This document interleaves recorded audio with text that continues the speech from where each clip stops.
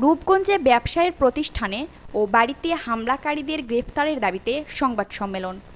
নারায়ণগঞ্জের রূপগঞ্জ উপজেলার মুড়াপাড়া ইউনিয়নের দড়িকান্দি গ্রামের বাসিন্দা ও আশমিনা ট্রেড ইন্টারন্যাশনালের মালিক মোতাহার হোসেনের বাড়িতে ও ব্যবসায়িক প্রতিষ্ঠানে হামলাকারীদের গ্রেফতারের দাবিতে সংবাদ সম্মেলন করা হয়েছে। 30 সেপ্টেম্বর সোমবার রূপগঞ্জ উপজেলা প্রেস ক্লাবে ওই ব্যবসায়ী ও তার পরিবারের সদস্যরা এ সংবাদ সম্মেলন করেন। সংবাদ সম্মেলনে লিখিত বক্তব্যে বলেন, সন্ত্রাসীরা 5 লাখ টাকা চাঁদা না পেয়ে গত 22 সেপ্টেম্বর আশমিনা ট্রেড ইন্টারন্যাশনালে ও বসতবাড়িতে হামলা চালিয়ে ভাঙচুর ও লুটপাট করে। এ ঘটনায় গত 8 দিনেও রূপগঞ্জ থানা পুলিশ তা মামলা হিসেবে রুজু করেনি।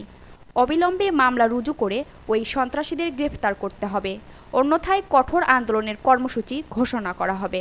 দাবিকৃত টাকা না দেওয়ার কারণে আমার ম্যানেজার আর হইলো আমার স্টাফরে নীলাফুলা জখম, দেশীয় অস্ত্র এবং আগ্নেয় অস্ত্র নিয়ে মারধর করে তারা পালায়ে যায়। পরক্ষণে আমরা যখন এলাকাবাসী আমি স্বয়ং আসার পরে তখন আবার তারা মোটরসাইকেল বহরে আইসা যাওয়ার সময় রিপন আর আকিব এই দুই বাহিনী আমার দিকে বন্দুক তাক করে এই পূর্বের কথা স্মরণ করে দিয়ে বলে লোড আনলোড করতে দেওয়া যাবে না, দাবিকৃত টাকা না দিলে না হলে আমার গুলি করে মাথার খুলি উড়িয়ে দিবে, এই কথা বলে তারা চলে যায়।